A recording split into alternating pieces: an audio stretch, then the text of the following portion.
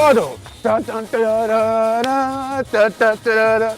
Da, da, da, da, da, da, da, da. Junkanoo! Come on, look at this, And 5, 6, 7, 8, and duck, and duck, and duck, and duck.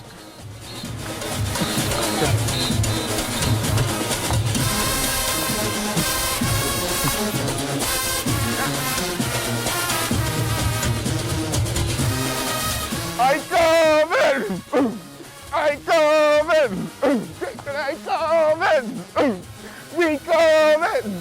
Not gonna be coming! Come on in! Let's go! You all ready? Left and right and left and right and left and right and left and right. Let's go to bed. Let me show you what it's all about. Let's go. Ladies and gentlemen, she's going to show us what it's all about. Junkanoo in the Bahamas. Junkanoo! Woo! Yeah! My name is Arlene Nash Ferguson, and I am the director of the Educulture Junkanoo Museum, located on the corner of West Street and Petticoat Lane, facing Delancey Street in Delancey Town, Nassau's historic hilltop. Today on Junkanoo Stories, I have a story for you, and it's all about when Junkanoo did not go to bay, as we love to do. And in my research, I have found 3 times, really, when Junkanoo, the parades were not held on Bay Street. The first time, actually, was in 1922.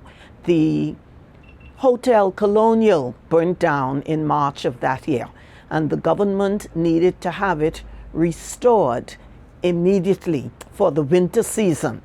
And they hired foreign workers, much to the disappointment of Bahamian workers who were expecting this to be a wonderful time for them financially, and it did not quite work out that way. And so they protested, and their protest was met with the very stern measure of the government not permitting the Christmas parade 1922. Now remember that 1920s, these were the roaring 20s. This was the bootlegging period, and visitors had begun to come to Nassau to drink and to party and to have a good time. And so this Junkanoo, they had begun to offer prizes, and they had begun to organize Junkanoo for the benefit of our visitors. And so, of course, when the government with the hotel people decided that there would be no Junkanoo Boxing Day 1922, the Junkanoos stayed over the hill,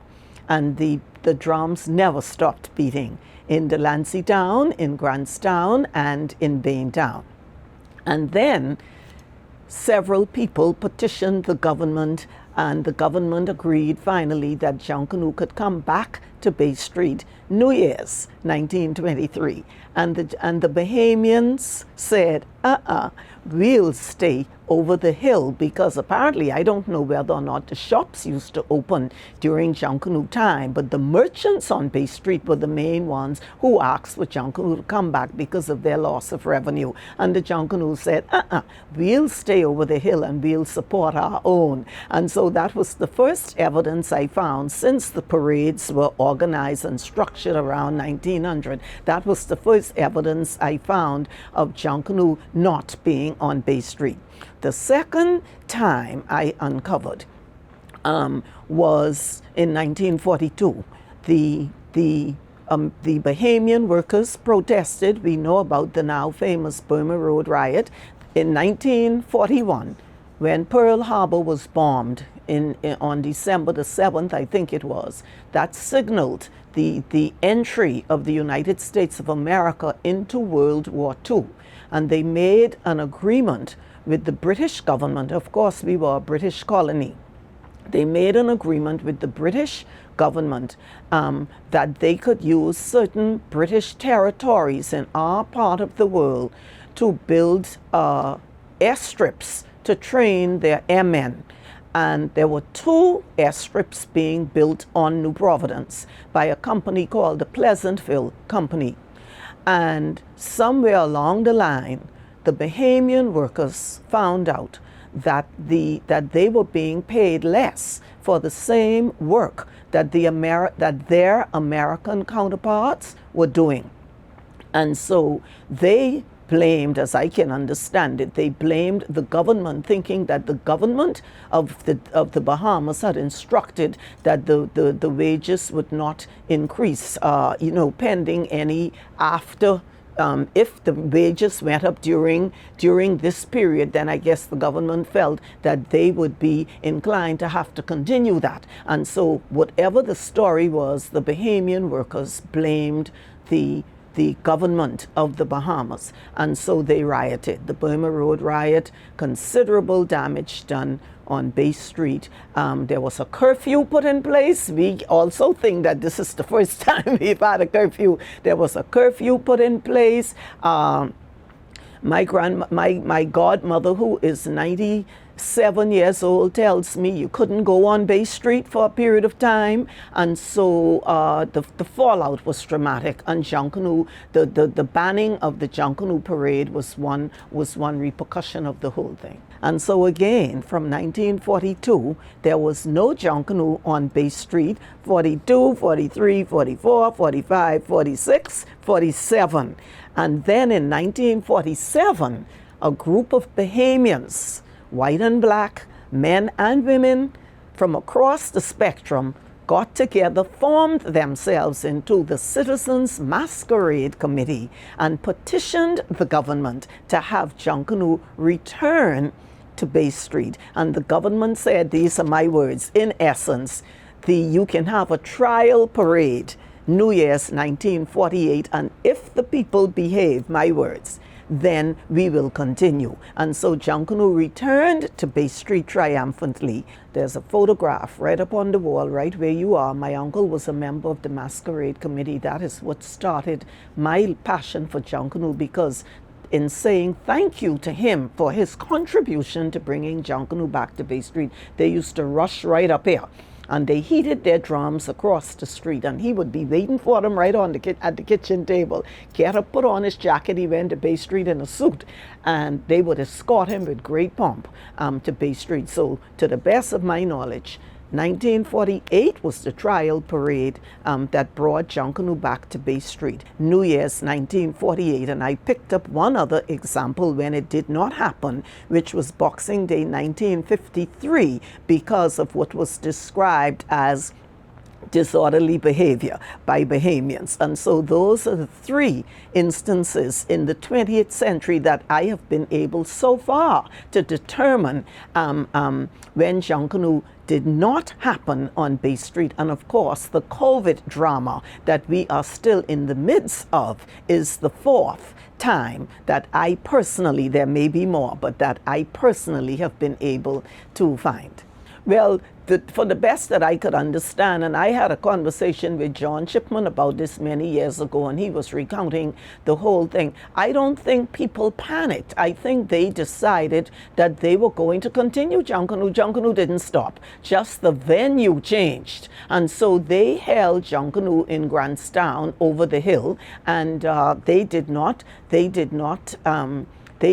stop at all. And so Junkanoo continued, and I think that is a difference. Mind you, the difference mightn't be that great, because we are having a difficulty even now as a country stopping Junkanoo. Every time there's a funeral, instinctively Bahamians go for their drums and their bells if it is somebody from the Junkanoo community. And so Bahamians, whether rightly or wrongly, they find ways to continue this proud ritual that has become such a part of our lives.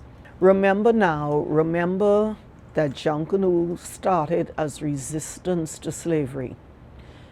We must also take historiography into account when we are looking at the past.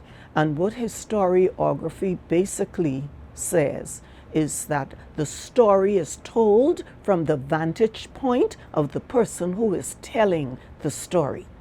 And so when I read accounts of what Europeans thought they saw or how they interpreted what they saw, I tend to see it from a different lens.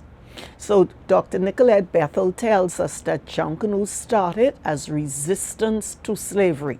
We were in an environment that said you are classified as an animal. And we said, I don't think so, because when we were back home in the mother country, we had rituals and ceremonies. We marked every rite of passage in the human experience. We cannot be animals because animals don't have festivals. So we use these 3 days at Christmas, and not necessarily only these 3 days. We use these 3 days at Christmas to reaffirm the fact that we are of the human family by recreating our festivals from home. And so it started in the dark of night in various places in the bush and all over the place. And eventually it came to light. And there was a time when during the 3 days Christmas, there was sporadic roaming about the streets. And the result was that in 1899, the government passed a law that limited the Street Nuisances Act. When you hear people talk about Junkanoo being on the books as a nuisance, I don't know if it's still there. I've asked several lawyers to find out. Nobody can find it. But the Street Nuisances Act basically said that there would be, you could be on the street Christmas Eve, Christmas morning, New Year's Eve, New Year's morning. The evening times were not well attended, but the morning times were attended, and so that is the root of the parades that we have today. Junkanoo is the spirit of the people of the Bahamas. It is a spirit that is so hard to describe. It's just there. And I, at the age of 4 years, I asked if I could rush. I could not get over the drama of something that was happening in the night. And you all night, Christmas night, you hear these sounds out in the street. There's the swish of the paper as people walk to Bay Street with paper hats on. There's the clanging of the bells as they used to tie them on their waist, and as they walk, you hear the bells clanging. I was so excited. Every minute I'm asking, is it time to go? Is it time to go? Finally, they probably sucked their teeth, got tired of me, and got me up and dressed and in my costume. I have never forgotten that magic. And today, the magic things have changed now. We're driving from where we live to Bay Street, but the magic is there. And for me, I have two magical moments. Maybe they gel into one. When I get on George Street, Bay Street facing George Street, and I am standing in front of the Pompey Museum of Emancipation and Slavery, I get goosebumps thinking about it. Here we are in the front of the marketplace where our ancestors were sold. And here we are in the street in a joyous celebration of this ritual that they left for us. A ritual that says no matter how dire the circumstances, you can't find circumstances more dire than slavery. You are treated as an animal, you are a slave, and still you are saying, I am somebody, I'm a human being, and you are going to defy everything and steal away under cover of night to reclaim your heritage. And there we are, standing in that historic spot, getting ready to recreate this tradition that they have passed on to us. I call it the magic moment. There's nothing like it. And there is Bay Street ahead of us. And we are getting ready when those drums start and those bells sound out. I can't explain to you that sound. I'm ready to go back to Bay. Let's go to Bay. I already knew how integral Junkanoo is to my life and to our lifestyle. But that was driven home with a ferocious power over the past 2 years, I cannot begin to tell you. And you know, we laugh and we joke about it. Oh, the trauma. It is traumatic. Believe me when I tell you, it is traumatic. Everything we do to a great extent revolves around Junkanoo. Without costumes to get ready, we were completely lost. Completely. Well, what we supposed to be doing now? Well, if this was a regular year, this is what we would have been doing.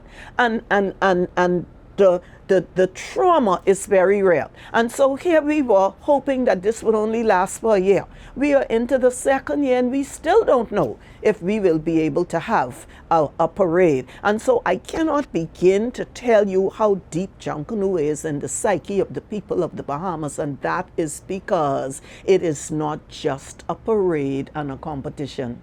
That is what we have become accustomed to because many of us were not born before 1948. We don't know any different. But when we stop and examine why our feet have to move when we hear that drum, why we have to respond to the interplay of drum and bell, even without knowing the history, we know deep down intrinsically there is something more here.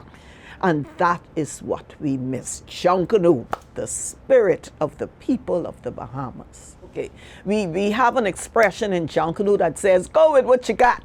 And I just felt that Junkanoo is so valuable that it should be a part of the Bahamian experience for our, not only for Bahamians, because that's automatic, but also for our visitors, to give them an opportunity to get just a taste of this beautiful festival. And so I had to go with what I had, which was the house that I grew up in, which is I am here. And the result is Educulture Bahamas, a combination of my twin passions of education and culture.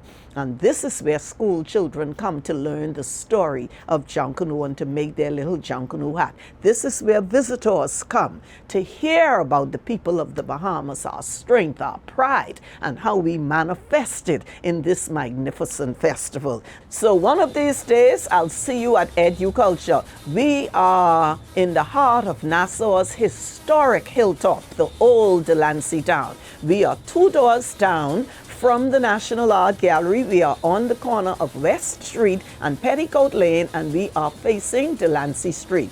Big and bright and yellow, and Junkanoo men are outside dancing, and you can't miss us once you come down the street. And so I look forward to having you here soon. See you soon, man.